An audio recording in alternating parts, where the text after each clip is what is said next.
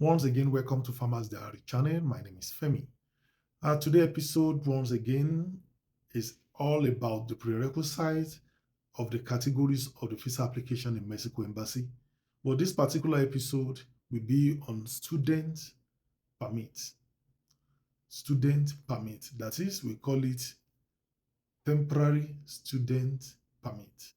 So, in Mexico Embassy, if you want to come and study here, this is how you must demonstrate to Mexico Embassy. The first thing you must have is unconditional offer, which you call admission letter. The second thing you need is a proof of fund that is going to show that you can be able to make payment, you can be able to sponsor yourself, you can be able to pay for your accommodation, pay for your school, take good care of yourself while you are living and study in Mexico. Then number three, I don't know, maybe it's number three or number four, but you can help me cut it that way. So the third one, you need appointment letter. In my previous video, I told you how difficult it may be if you want to book an appointment to Mexico Embassy. So you can check my previous video so you can use that ways to get your appointment. Then number four, you have to pay your visa fee. You have to fill visa application form. You must have at least minimum of 2 photograph passport 45 by 35 white background. And then there must be a consent letter written by you, the reason why you want to go and study in Mexico, and then the reason why you want to study the particular course you choose. There must be a consent letter. That consent letter is also important. Then there must be an introductory and sponsorship letter. That one has to be written by your sponsor if somebody is sponsoring you. So that person must be able to state the relationship between you and him or her. And he must be able to state the reason why he has decided or she has decided to sponsor you to take care of your tuition fee and your accommodation while you are in Mexico studying. And the person must be able to also state that, okay, I am the one sponsoring, and then these are my statement of account. These are the means whereby I can be able to sponsor this person. Do you understand? Such as a statement of account, a recommendation letter, all those things. Then, another thing that I also want you to notice is this, in which is one of the most important things.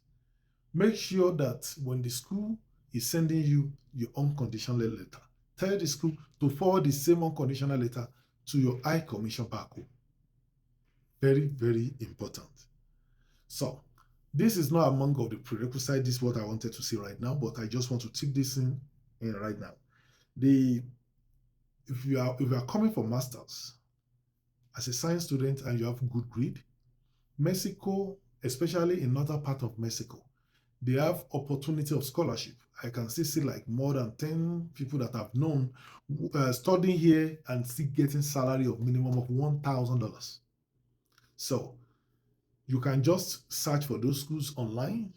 When you search for them, talk to them, and then they will definitely listen to you. But make sure you have good grade before you can apply for scholarship. So, but if you get scholarship, I assure you, it gives you more opportunity because by the time you get that visa, you are going to be getting salary. You don't need to pay tuition fee. But yet, you still need those prerequisites in the embassy to get visa procured. And then, above all of those requirements is your visa fee and your visa application. You must pile all these things together to submit. And by the time you get there, they are going to be asking you different questions. If you don't know how about that question they are going to be asking you, I know all. You can ask me on comment section what kind of questions they are going to be asking you. I will provide at least minimum of 6 questions or 7 that out of this, you can be able to get yourself through. So once again, I will also try to screenshot the requirements I just mentioned, and I will also attach it to this video so you can be able to see it in case you don't have enough data to watch this video again and again. So you can be able to jot all these things down. And then when you are applying, remember, if you are denied, especially as a student, you don't have to apply again until when you have different documents that can back you up that this is what you asked me last time, but I didn't have it, but right now I have it. Because if you apply once again with the same documents you previously brought to the High Commission, you are still going to get denied. And if you need any assistance on my side, let me know and I will do it. That is if it is at my disposal. I will definitely assist you with that. But I want you to take note. You can get this information even by yourself, and you can apply by yourself without any problem. So this is for the student. And again, I will also do another video any moment from now, and I will post it as well. And that one is all about if you are coming here as a worker. Yeah, we call it work visa, but in the High Commission, they call it temporary resident visa. I will do the video about that one too. And that one, I will give you the prerequisite as well, what you are going to be needing in order for you to get this visa procured without any problem. So once again, and if you know you are not, this video is not helping you, is not useful to you, you can share this video to those people who really need it. And then you can also follow for more.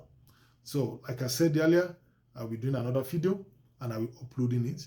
And that one will be temporary resident visa, which we call on our norms as work visa. Once again, this is Farmers Diary. Follow for more.